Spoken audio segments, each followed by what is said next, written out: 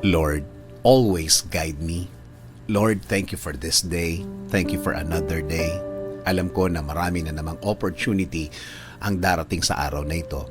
Alam kong darating na ang pagkakataon na inaantay ko, Lord. Panginoon, bigyan mo ako ng direksyon ngayong araw.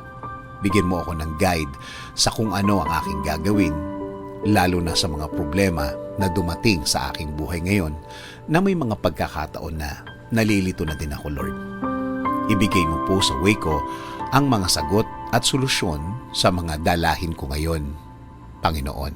Ilayo mo po ako sa mga pagkakataon at mga tao na naglalayo sa akin sa sagot ninyo sa aking mga problema, Lord.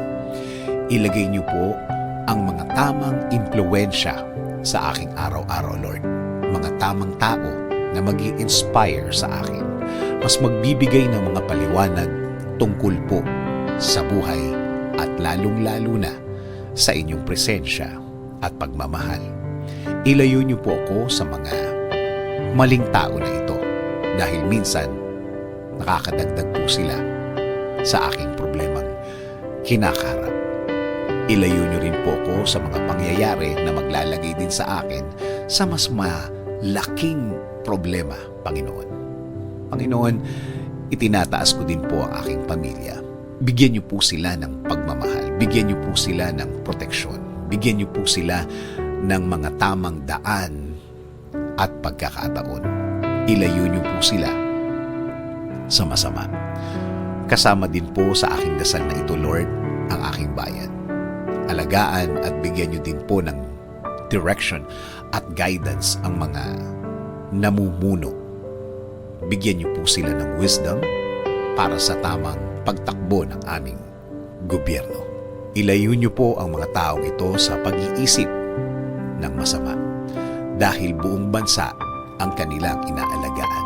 Hindi lang Pilipino sa Pilipinas, kundi ang nasa ibang bansa. Panginoon, alam ko pong wala kayong masamang plano sa aking buhay. Alam ko pong ang lahat ng plano mo ay sa ikagaganda ng aking buhay, sa ikakaangat ng aking araw-araw. Hindi lang para sa akin, kasama na din ang aking pamilya. Please continue to give me guidance. Please continue to give me protection. Please continue to lead my life, Lord. This I ask in Jesus' name. Amen.